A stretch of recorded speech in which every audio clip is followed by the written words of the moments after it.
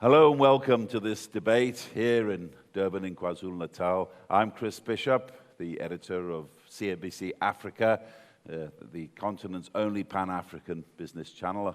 I've been a journalist all my life, nearly 40 years, and for the last 25 years I've had the privilege of reporting from a score of countries across Africa.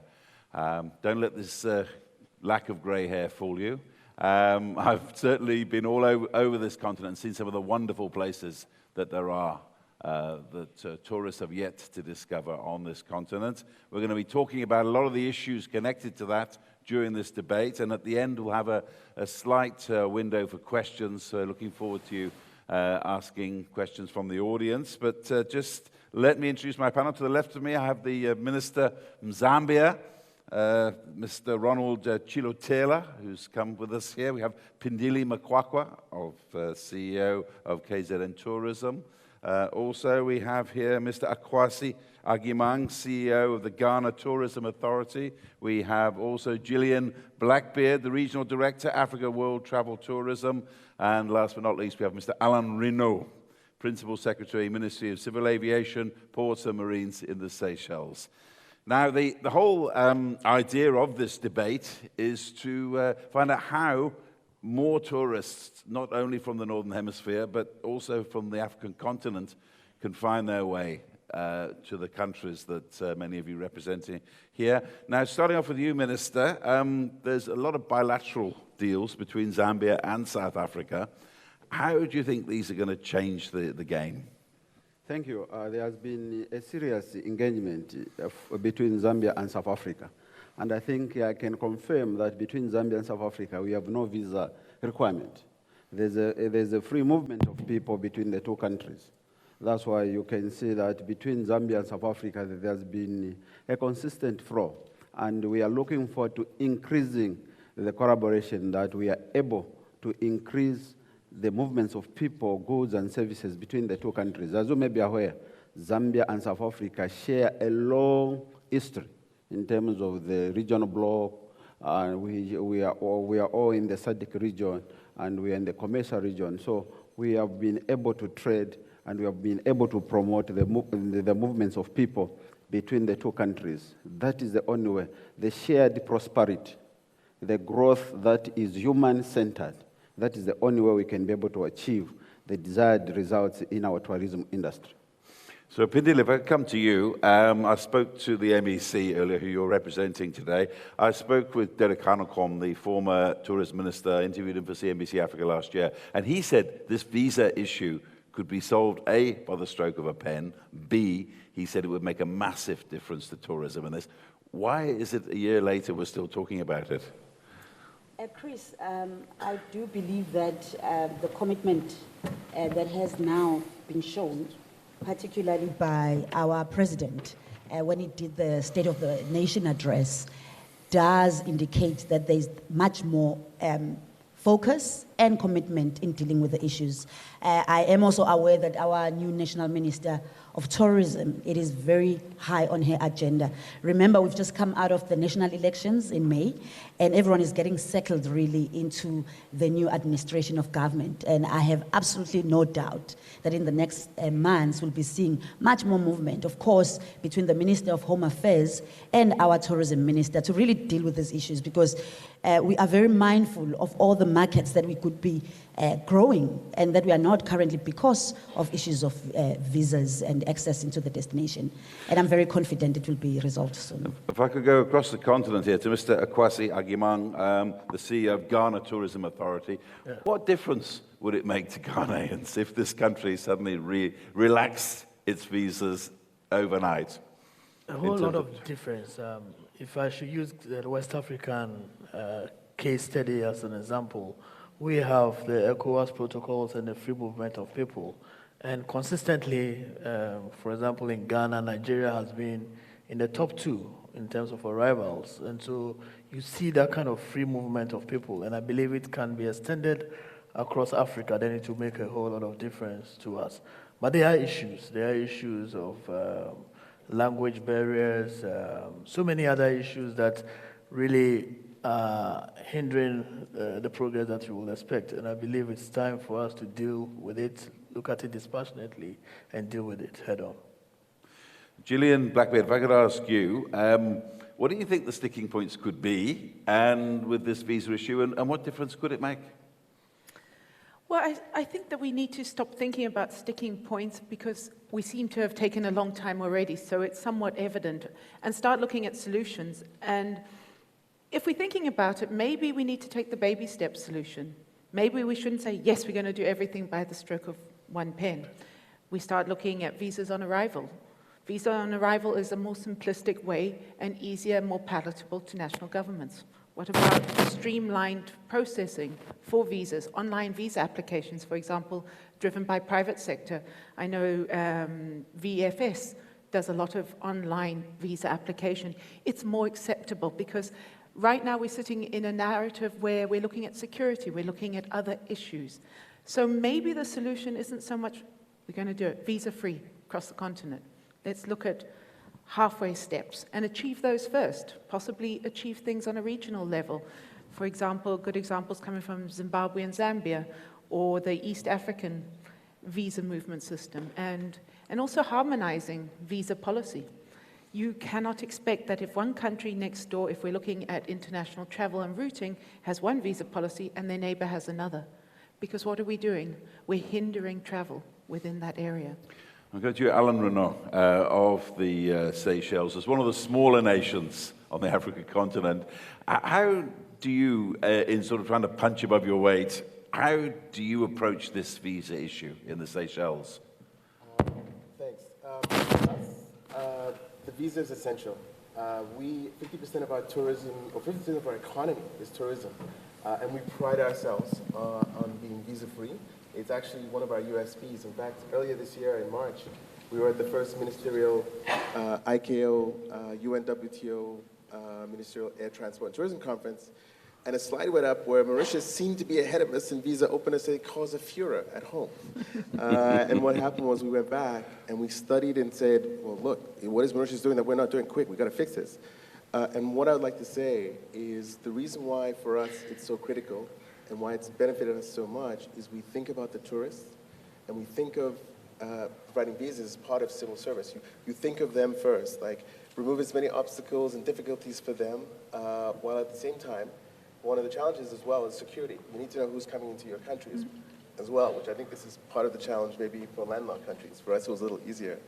But yeah, as long as you think about the tourists, why they make the decisions, what are the stopping points for them, this will help you figure out what you need to do. And so that's our focus.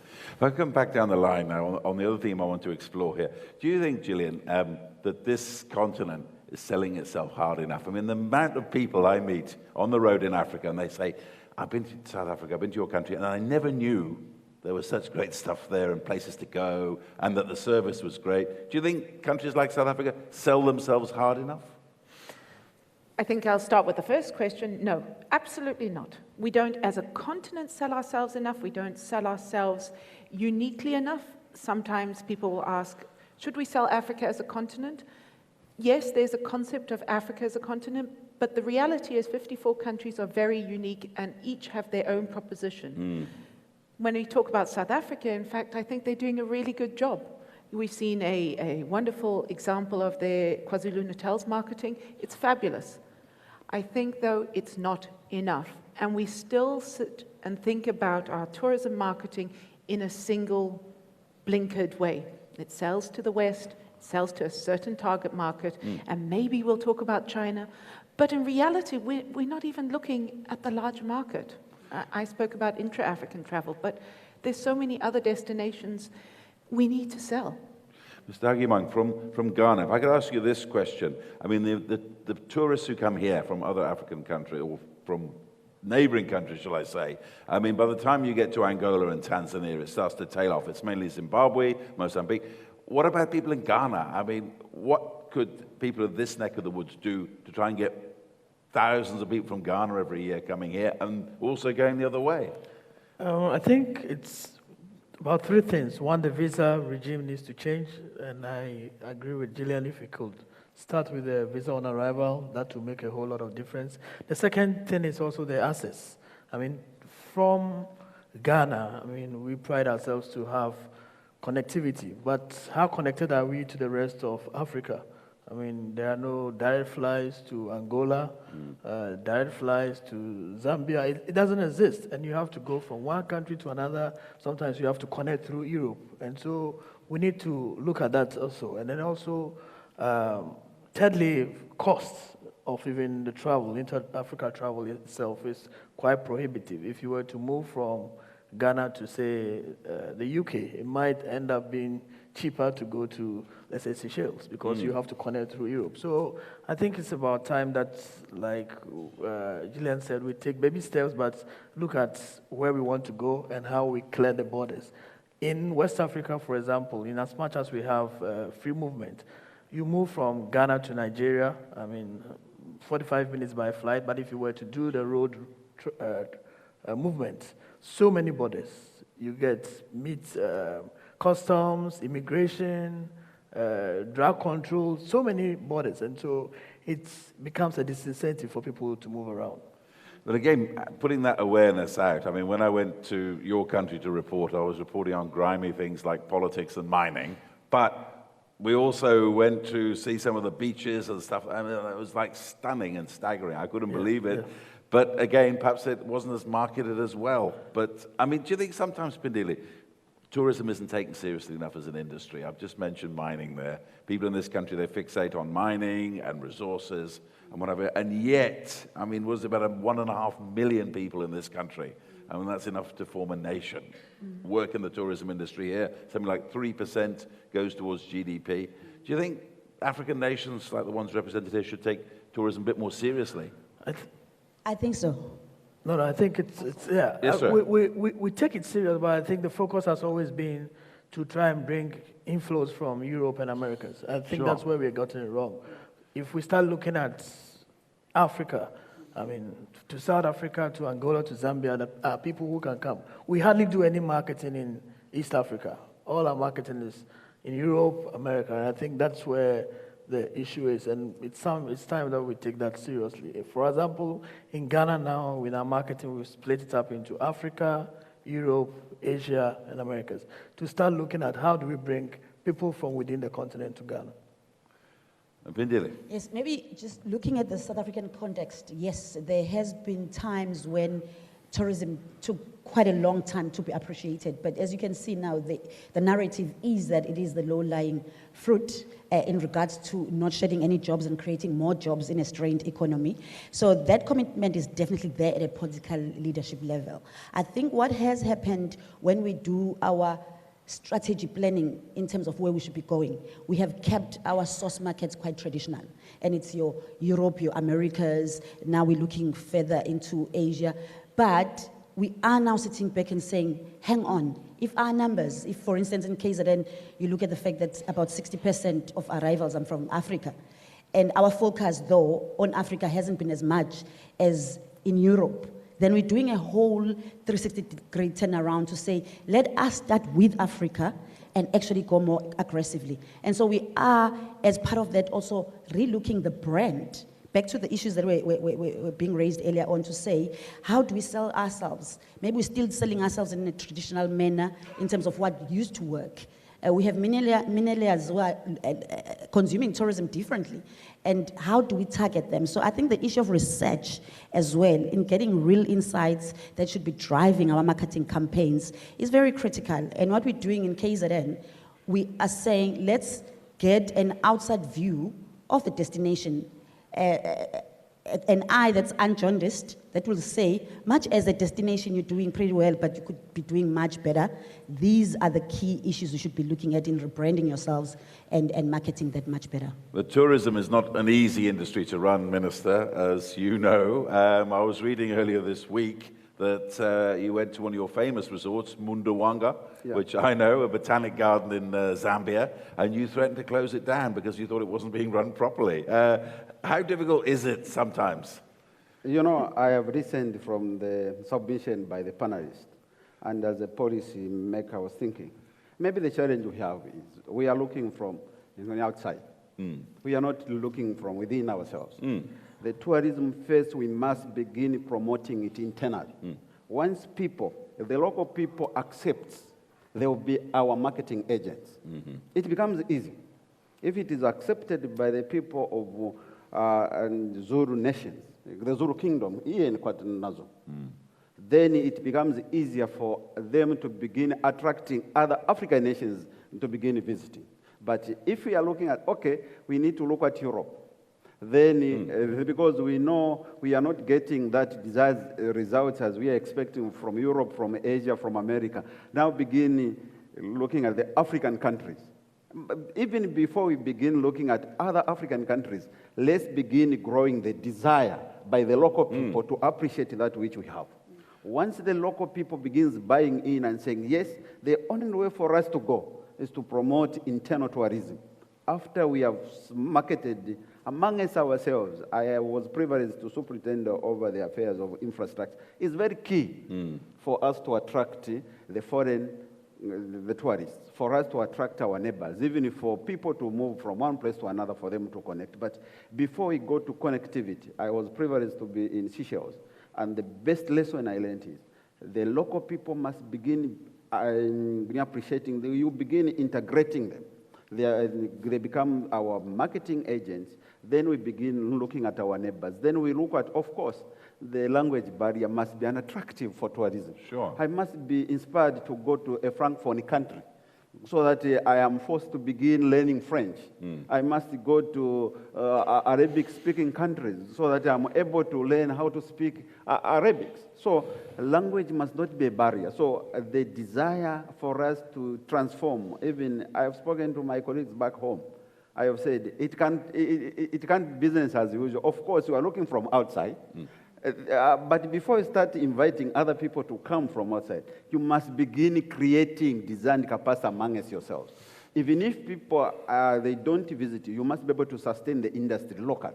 I think that is how we need to drive tourism in our various countries and in our African continent and in our African blocks. Once we satisfy our national desire, then we begin attracting amongst our regional blocks, then we go to the continent. Then we start attracting the international tourists to begin visiting our areas. And you see, tourism, I have every confidence that it can be the biggest economic earner for Africa once we do it right. Absolutely right. Well, they're talking about the language issue there, Pinley. Just a quick question to you. You talk about English, French, Arabic, maybe. What about in this country having resorts that specialize in Shona, Chichewa, Chinyanja, Bemba, the languages of sub-Saharan Africa? What about something like that in KwaZulu-Natal, Pinley? I mean, is it workable, you think?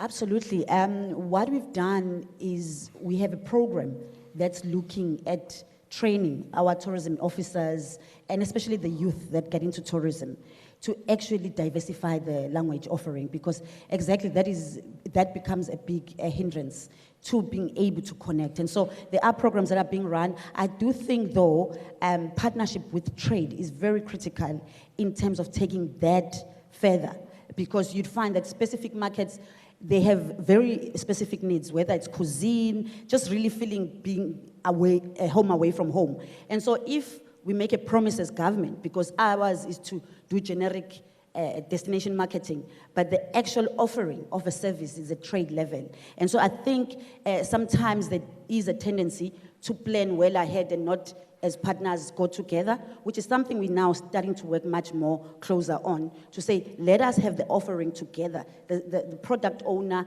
the tourism practitioner must also be ready to welcome the market. So, Alan, if I come to you, I want to investigate the investment case now. I mean, clearly, you go around the world promoting investment in tourism in the Seychelles. In these difficult economic times, what kind of reception are you getting? Thanks, Chris. For ourselves, it's still a difficult time, but people still want a holiday. People still want to get away. And what happens is you have to get better at the dreaming and enticing part of what makes your destination special. We talked earlier about whether Africa is marketing itself hard enough.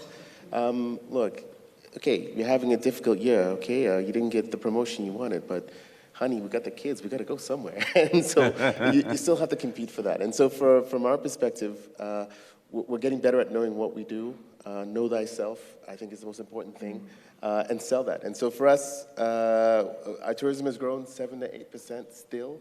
We thought it was going to be a difficult year, but it's still succeeding, and we're still managing to get our branding message out there.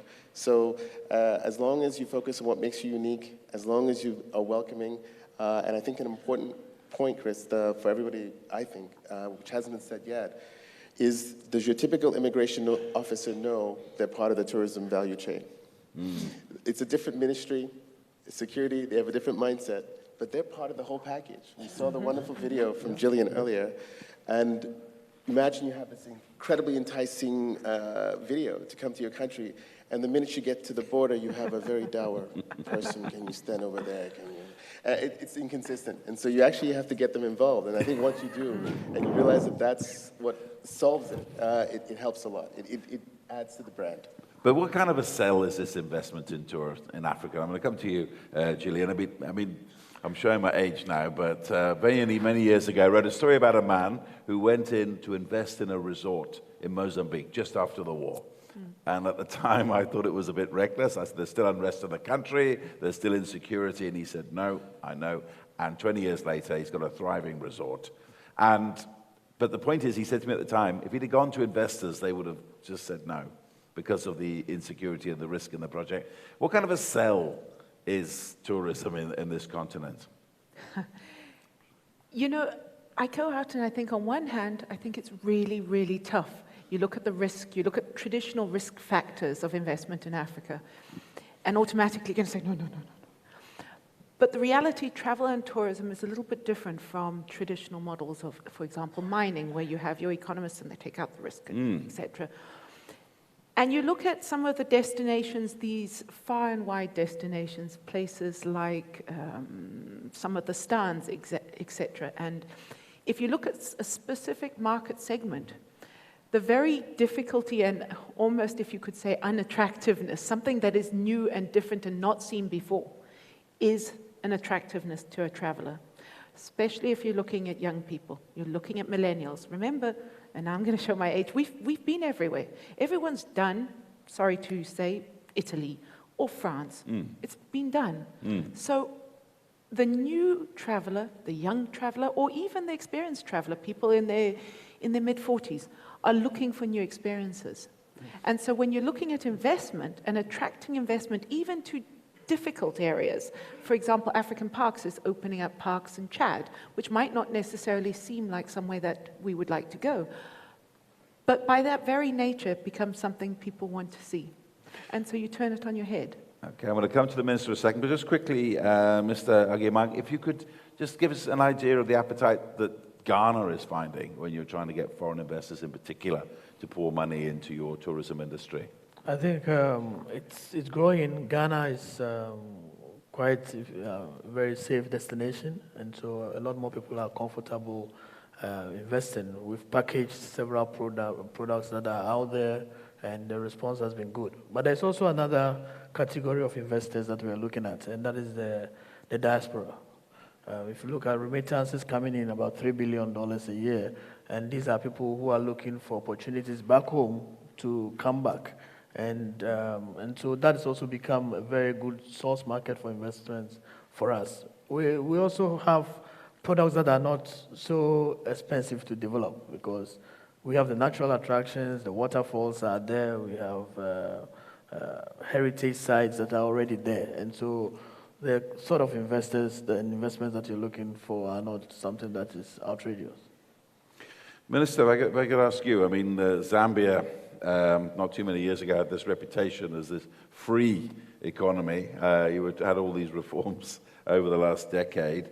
How are you making it easier for business people to operate in tourism in your country? We are making it very easy, and we believe that for any economy to be sustained, that to be driven, it must be a private sector-led economy. That's why we declared the free economy, so that we can begin attracting the private sector to come and drive the economy. The role of government must be for policy direction. We must be able to guide how the industry must be able to grow. And one key component for Zambia and for Africa, peace and stability. As we are saying, the tourism is not mining. Mining is a wasting asset. Somebody must invest in mining. They'll go out with a product. It's not agriculture. Somebody will invest in agriculture, they'll go with a product. The tourism is about setting the impression, what country we are. How certain am I to come to South Africa, to KwaZulu-Natal? How safe am I? Will I be free to move even at night? How free is it for a tourist to visit Zambia, to go to Victoria Falls in Livingstone? So as we craft the policies, as African countries, as Zambia, we are paying particular attention to things that begins projecting and giving a positive impression if we are to attract the foreign investment into tourism, for us to attract the tourists to come and visit our areas. This message is for Zambia, for Africa. I mean, particularly, there's something else that strikes me about the tourism industry is often it's prone to things out of its control. Like I've just mentioned Mozambique, Cyclone Idai has devastated Cape Town. There's been a drought, which was nobody's fault. In other parts of the country, there are questions about crime and security. What can you do about that as a tourism authority? What we've done is KZN. Maybe before talking about KZN, just 2 days ago, we were in Parliament. A portfolio committee convened a workshop on a national tourism safety plan. And it's really a commitment to say, as a country, let's have one message around issues of how we're tackling tourism. And of course, a number of areas of possibilities are being looked at in terms of working much closer with security structures.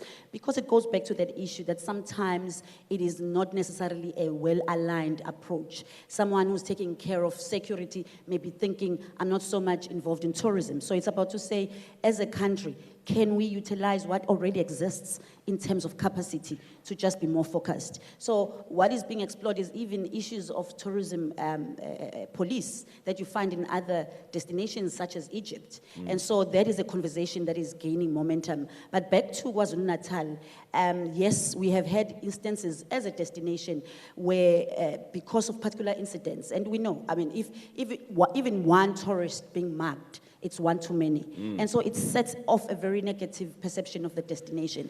And between the city of Durban, which is the gateway to our destination, and the provincial government, we've said, let us be more focused on dispelling perceptions that crime is on the high, but also being realistic about incidents of crime and how we deal with them. And so it's really work in progress. But we cannot sit back and say it's not our problem, because it is at the heart of us bringing the numbers into the destination. And of course, issues of crime as well. But I think there's a particular narrative that perhaps is not so comfortable to discuss, and that is just how much as Africa do we take pride in being Africans. And so there are issues of perceptions of the continent, which I think really are largely because Africans, by and large, when you look at poverty levels within the continent, are not well traveled within the continent because of issues of limitations of access to resources.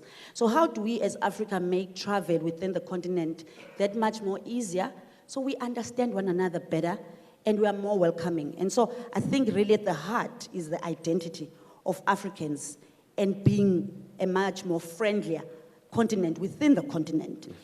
And so, of course, issues of crime also are about issues of those poverty levels that need to be addressed so that criminality is also then dealt with decisively.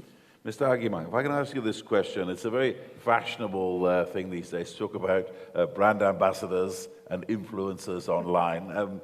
In West Africa, in Ghana, I mean, is this taking root? Do you have faith in this new way of marketing countries? Yeah, I think we do, especially for us when it comes to domestic tourism.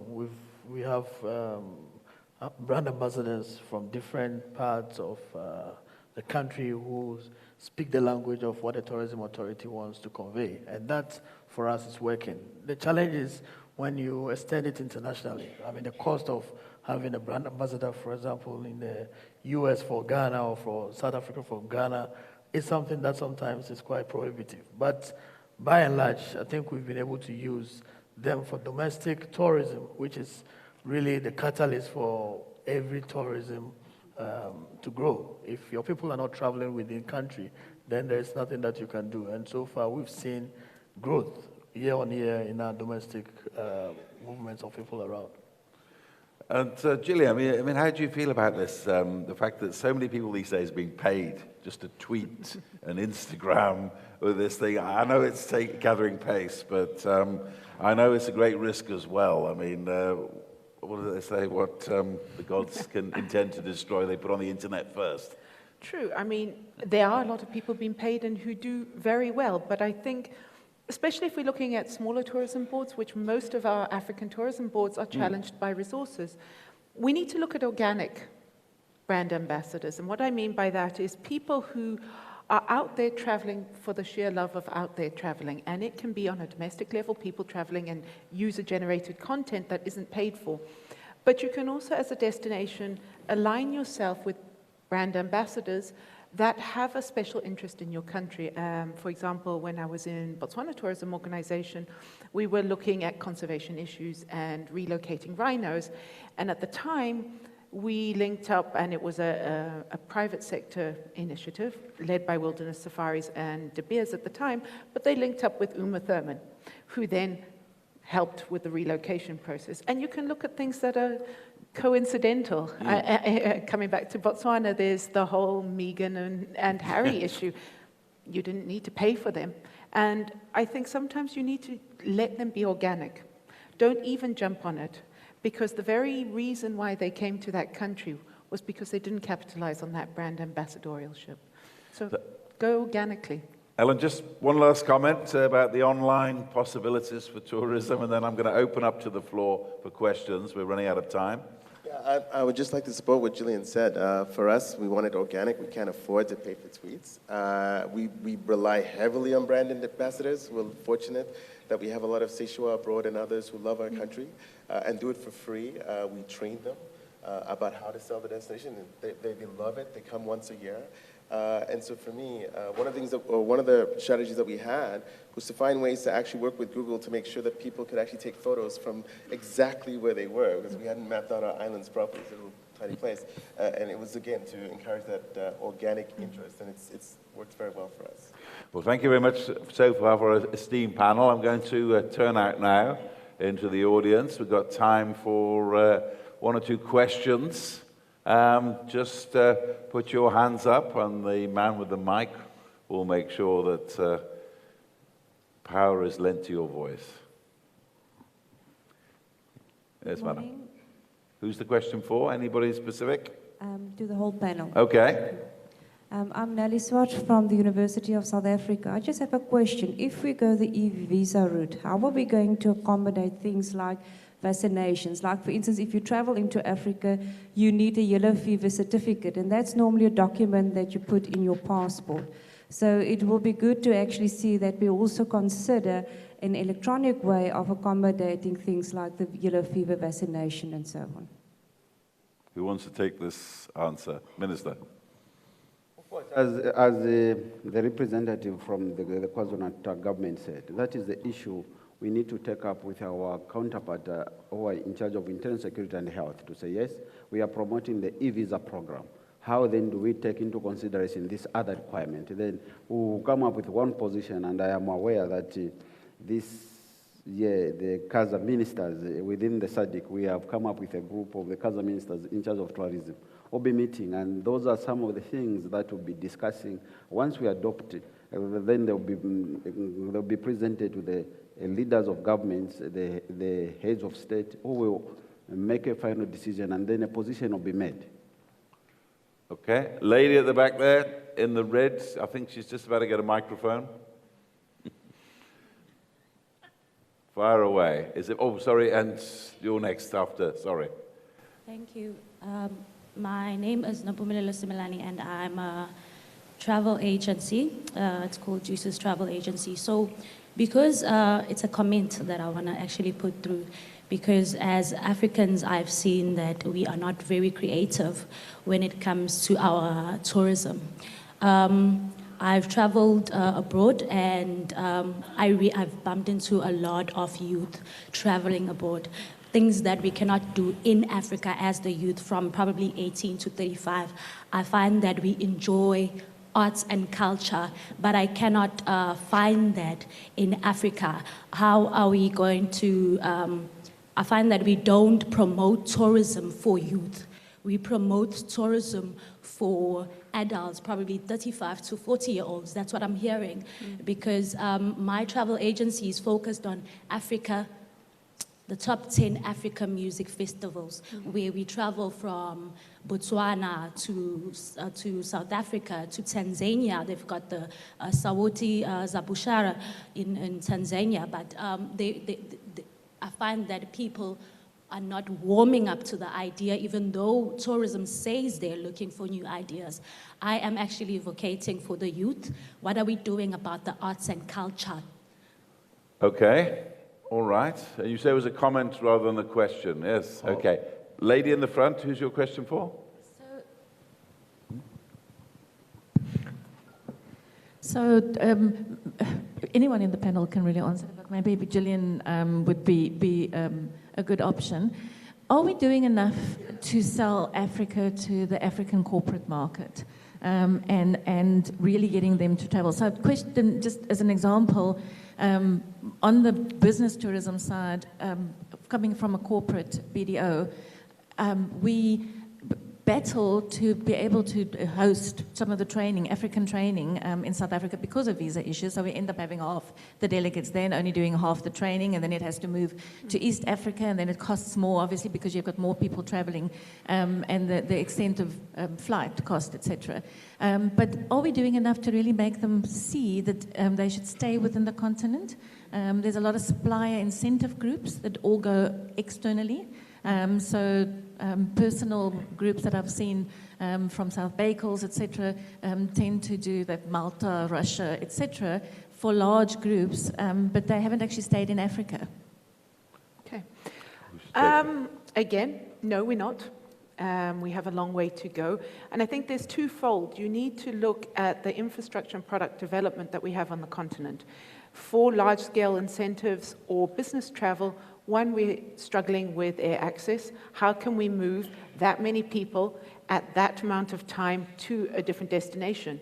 So even if you do have accommodation that can host, so first of all, you have to have accommodation, and you actually have activities for a group to do that is specific to the incentive market, because it's different from leisure, how do you get them there all at once? And the second one comes from a sales and marketing perspective. Even if you've done all three, you have an accommodation facility, you have air access, and you have an incentive product. The issue is marketing. There isn't enough education amongst the agents who are selling business travel and incentives. Most of the people are based in South Africa. There's a lot of people sitting here in South Africa saying, well, okay, we're just going to just send it across to another province. Nobody's looking at educating incentive booking agents. So there's a big issue of training the agents doing the booking, not so much educating the corporates, because they listen to their agent. You don't even need to go out and talk to a corporate and say, look, F&B, why don't you conference somewhere else? No, you have to work with the agents who are doing that. Okay, we've got about 5 minutes left. The man on the right there. Who's the question for, please? Well, this question is basically around the issue of infrastructure. When you look at the road infrastructure as a catalyst to promote and even to enhance the tourism throughout Africa, it's a challenge. And number two, the focus has been more on improving air traffic. But one thing that I see not coming out more often is the ocean traffic in tourism. And ocean traffic is a different experience and a different experiment, given the fact that also can open up opportunities for Africans to own the cruise ship, so that policy making in Africa, throughout Africa, should be to ensure that Africans become owners and entrepreneurs within that line of tourism. Anybody like to take that one? Minister. Thank you. The marine transport is key for the promotion of tourism. And I think African countries now are waking up to realization that we need to promote infrastructure. As we promote infrastructure for the growth of the economy, because we cannot talk about sustainable and meaningful the tourism without the infrastructure, because the infrastructure is a precursor, it's a catalyst for any growth in the economy. So marine infrastructure is key, and as I said, before I became Minister of Tourism, I was in charge of infrastructure. That included the marine. And at the level of the continent, as ministers, as states, there has been a deliberate resolve that for Africa to attain sustainable economic development, we need to improve in terms of infrastructure. That is aviation, road, marine, and rail infrastructure, inclusive. And I want also to commend the lady, the young lady there, that for us, because if you have to talk about growth in tourism sector, art and culture is the way to go. Art and culture is the way to go. So we need to begin interacting among states. I think that would do well even for tour operators, for lodge and hotel owners. Once we begin promoting art and culture, we need to have a carnival for the art and culture, probably for Africa. And I was privileged yesterday at a chat with the African Tourism Board, who were suggesting that they would want to come to Zambia next day to host the African the culture, and we said, okay, fine, we can host it in Victoria Falls, so that we begin promoting desire in our young generation to connect from one state to another. I think that is the only way we will be able to promote and grow our tourism sector. One last question. Please keep it brief and specific. Yes, sir, with your hand up there in the aisle. Just behind you. Honorable Minister, it's a pleasure to have you in the panel. Thank you. This question will be directed to you. I visited a family in Zambia, and I appreciated the hospitality, the food from the ground. You know, I enjoyed the carpenter there. And I actually wanted to start questioning by saying, Mashibukeng, Honorable. Thank you. So, as I was sending pictures to my friends in Johannesburg, they said, but why did you leave us? I said, okay. They applauded me by saying, from now onwards, you have broken the wall between Zambia and South Africa. And I appreciated it. So I started looking around with the interest of buying some properties in Zambia. I was in Kitwe, I was in Dola. When I saw properties being for sale, I developed interest and started finding out. But to my disappointment, they said to me, according to Zambian rules, I am not allowed to buy a property even if maybe I've got finances. So maybe privately, say we'll have a chat, because I want to start attracting my people, especially from Johannesburg, to go to Zambia. Oh, it's a lovely country. The peace, serenity, the population there, how they relate to, foreigners. I loved it, but I want to buy a property there. I need assistance. Thank you. I was going to say, Minister, very briefly, give the lady an answer. I would meet you, and I want to confirm that in Zambia we have no term like a foreigner. No. Okay. We have no foreigner. We have Zambians of decent origin. You can become, when you come to Zambia, we believe that we are one Africa, we are one world, we are one nation that we need to promote and embrace one another. I'll see you after the final discussion. But I was going to add that maybe you can come to Ghana. Well, this is perhaps a little bit about selling tourism.